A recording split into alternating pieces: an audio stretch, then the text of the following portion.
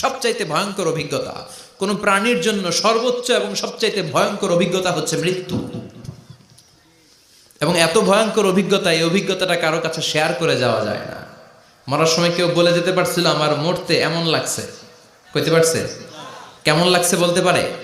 বলা যায় না। তার আগেই চলে যেতে হয় শৈশব, কৈশোর, যৌবন, বার্ধক্য, প্রৌঢ়ত্ব, হ্যাঁ, বয়সের ছাপ, কালো চুল দাড়ি সাদা হয়ে যাওয়া, দাড়ি চুলের শুভ্রতা, দুর্বলতা। This is the circle of life. ছোট্ট ছিলাম, বড় হলাম, সিঙ্গেল ছিলাম, ডাবল হলাম, তারপরে বাবা হলাম, তারপরে শ্বশুর হলাম, তারপরে নানা হলাম, তারপরে চলে যেতে হবে। This is the circle of life. বিশ্বনবী বললেন আমার উম্মতি মা বাইনা সিত্তিনা ইলা সাবঈন, আমার উম্মতের গড় বয়স হলো 60 থেকে 70। এই উম্মতের গড় বয়স কত? 60 থেকে 70। ওয়া আকাল্লুহুম মাইয়াজুজু জালিক, অল্প কিছু মানুষ আছে যারা 70-এর বেশি হায়াত পায়। এখানে 70-এর বেশি আছেন কারা? হাত তোলেন দেখি তো। কয়জন? একজন, দুইজন, তিনজন। মাশাআল্লাহ, আল্লাহ আরো হায়াত দেখ, আল্লাহ এদেরকে আরো হায়াত দারাজ করুক। চিল্লায় বলেন আমিন।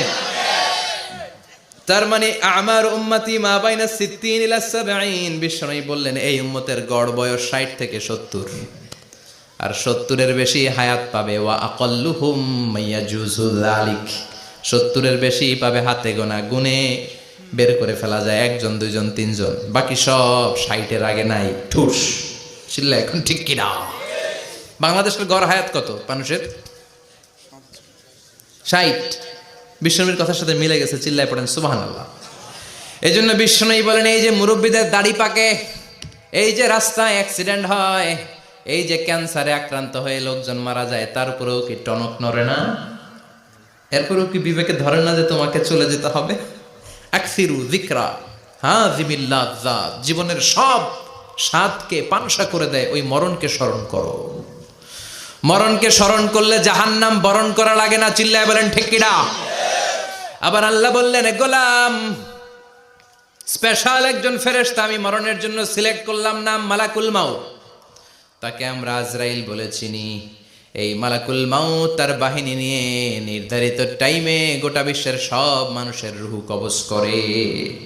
অন টাইম নাকি দেরি করে?